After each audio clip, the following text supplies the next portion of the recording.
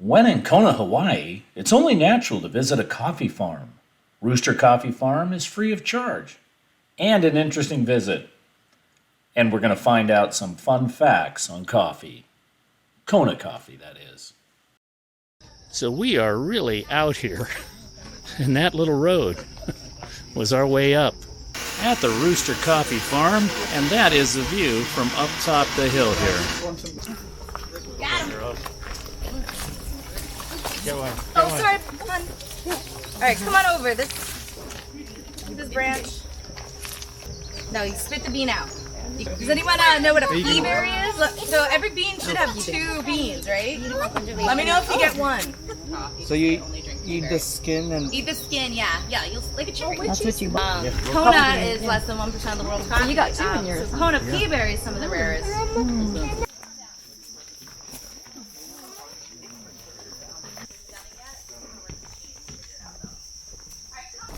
So then, this is my little station. This is my office as well.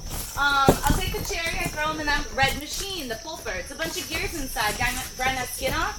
Spit those beans in the bucket. So then I fill the bucket up with water to ferment the beans. Coffee is a fermented drink. Good coffee is. We're very simple. I just sit the water and let it sit for anywhere from like 30 to 80 hours. I wait till it has a smell.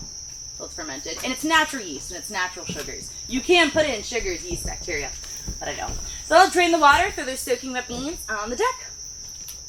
So here are all my piles from different days. As it goes down, it's drier and drier, except this is an experiment pile I'm excited about. But if you want to come to the driest pile, which has been here about 3 weeks, I'll probably shovel it up today. You want it to dry about 2 to 3 weeks. And you can pick it up. You know that slimy layer on the outside of the bean? You would suck it on? When it dries, it's like a little peanut shell. Oh, wow. Yeah. Oh. And if it should be a lovely green. Because of course coffee's green before roasted. So 2 to 3 weeks, then we bring it to the dry mill, which is that machine right there. That cleans and separates the coffee. The difference of grades are only 1/164th of an inch. And even if you don't drink coffee, you can taste that difference. Can you harvest all year, or do you just... September to January. Okay. This is called parchment. So we go cherry, parchment, green bean, roasted coffee. We pick cherry, pulp cherry, ferment beans, dried beans, clean beans, separate beans, and now we can go roast it, which is up at the house. Is anyone here a big wine drinker? Oh, we got a few. There's only got at least one girl hand, like. Coffee, so wine is about 600 flavors and notes, right? Coffee is about 800. And a sommelier for wine, for coffee, it's a cupper. I'll use it or say in spell, but a lot of education, you still need that palate. So when we enter competitions, they're cupping competitions, which we won a few. Alright, our roasting room is incredibly tiny. So, I'm going to explain it out here. We'll go take a look and then meet me upstairs. If it's on, it's very loud and intense in there. It's cool. It's an antique. Like, you've probably seen a roaster before. They're shiny, pretty. Not ours again. Oh, yeah. But it is. It's an antique. It's a little piece of coffee history. It was actually a prototype of the first air roaster, which is what most are today. Civets is a very popular roasting company. This was Civets' first prototype. And it's manual. You never see that. Most are computerized, so it's a little ghetto. But essentially, it's a giant popcorn machine. It runs off propane. Hot air blows around the beans. You'll see if it's running, you can look in this little window and see it going. We do both our roast for 15 minutes, just a temperature difference.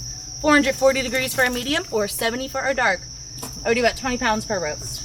And how long do you roast for? Just 15 minutes. Oh, is that all? Ever heard of the Kona snow?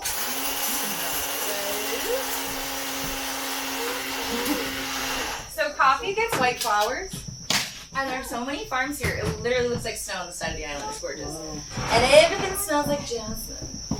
But during that time, we have a beekeeper put his bees in the center of our field. So it's only pollinating off of Kona coffee. So we have Kona coffee honey. A little layer. Go the next hour. I hope I like it. A little hot water in your grounds. Let it sit for a second. Because it bubbles, it expands, it gets that CO2 out. Makes it a little bit smoother. And Kona's only 20 miles this side of the island. But in the 20 miles, there's over 650 coffee farms. It is the heart and soul of this community. Mostly because this microclimate is one of the most perfect places in the world to grow coffee. So sunny mornings, rains every afternoon. volcanic acidic soil, great drainage. Well, this was a very fun tour and great coffee. Welcome to Tommy's Holiday.